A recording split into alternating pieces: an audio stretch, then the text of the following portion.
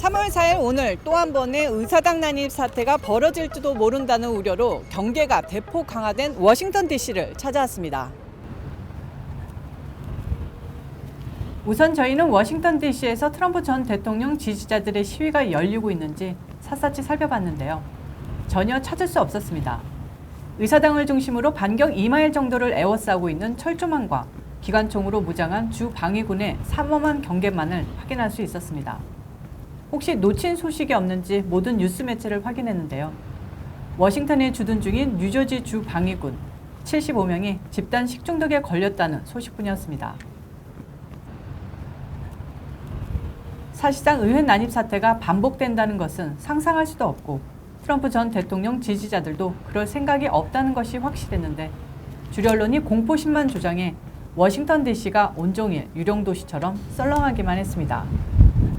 이런 가운데 낸시 펠로시 하원의장을 비롯한 민주당 정치인들과 의회 경찰국은 국방부의 5천여 명 주 방위군의 워싱턴 DC 주둔을 60일간 연장해달라고 요청했습니다.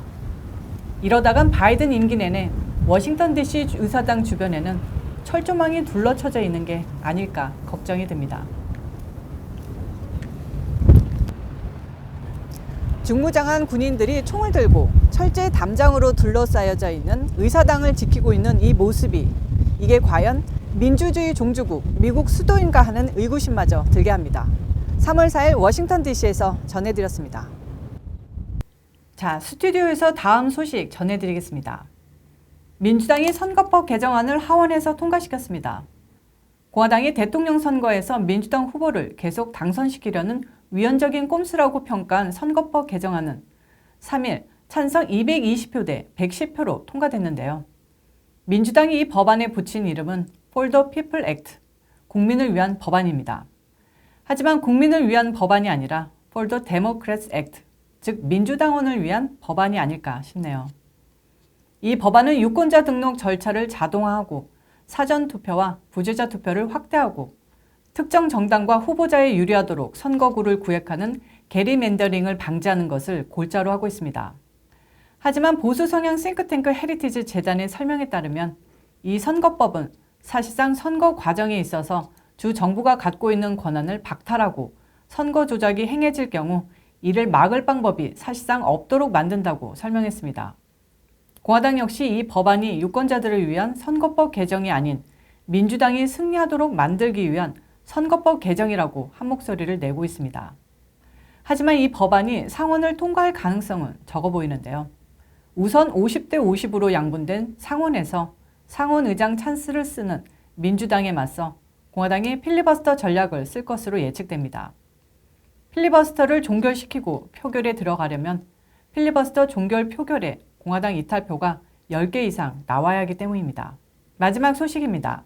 전설적인 외교달인 헨리 키신저 전 국무장관이 바이든에게 트럼프 전 대통령의 외교 정책을 폐기시키지 말고 이어가라고 경고했습니다. 리처드 닉슨 대통령과 제럴드 포드 대통령 재임 당시 국무장관을 역임하며 중국과의 핑퐁 외교부터 베트남, 중동 문제 등 70년대의 국제 질서를 사실상 좌지우지했던 전설적인 외교관이자 국제 정치가인 키신저는 트럼프 행정부가 이스라엘과 중동 사이의 평화를 조율하며 일군 브릴리언트한 진전, 즉 눈부신 성과를 바이든 역시 지지하고 이어가야 한다고 말했습니다. 닉슨 재단이 후원하는 외교자담에서 키신저 전 장관은 트럼프 행정부가 팔레스타인 문제를 다른 문제와 분리해 중동의 다른 국가들과의 교섭에서 그들이 팔레스타인 문제를 거부 이유로 삼는 술책을 차단했으며 이슬람 순위파 국가들을 단결시켜 시아파 국가들, 즉 이란을 위시한 나라들과 대립하게 만든 전략은 정말 탁월한 외교 전술이었다고 밝혔습니다. 트럼프 전 대통령이 이룩한 가장 위대한 업적 중 하나는 지난해 9월 성립된 이스라엘 평화협정인데요. 미국의 중재 아래 이스라엘과 UAE, 바레인, 수단과 모로코가 각각 정식 외교를 수립한 것입니다. 이로써 이스라엘과 순위파 중동 국가들이 걸프 지역에서 이란과 대항하는 일종의 군사적 동맹을 이룬 것인데 이란의 경제와 핵 프로그램을 차단하는 직접적인 성과로 이어졌습니다. 키신저 전 장관은 이란이 확실한 방향을 제시할 때까지 그들에 대한 압박 전술을 포기해서는 안 된다면서 트럼프 행정부의 외교 정책이 수정된다면 새롭게 이룩한 중동에서의 평화와 협력이 물거품 될 것이라고 경고했습니다. 이런 전설적인 국제 정치가의 조언에도 불구하고 바이든 행정부가 트럼프 전 대통령 지우기를 국제 외교 분야에도 확장한다면 정말 이런 말은 좀 그렇지만 제정신이 아니지 않을까 감히 말씀드려 봅니다. 끝으로 워싱턴 DC에 다녀온 소감을 다시 한번 말씀드리자면 소위 말하는 주류 언론의 말 한마디 한마디에 미국 국민들의 삶이 좌지우지된다는 사실을 다시 한번 느꼈습니다. 1월 6일 의사당 난입 사태의 현장과 3월 4일 오늘 두 번 다 워싱턴 DC를 찾았는데요. 언론과 민주당이 고의적으로 트럼프 지지자들을 악마화, 공포화시키며 혐오 세력으로 조장한다는 사실을 잘 알 수 있었습니다. 정치적 신념이 다르다는 이유로 상대방을 비난하거나 도발하는 것은 언론의 자유가 있는 민주국가에서는 자연스러운 일입니다.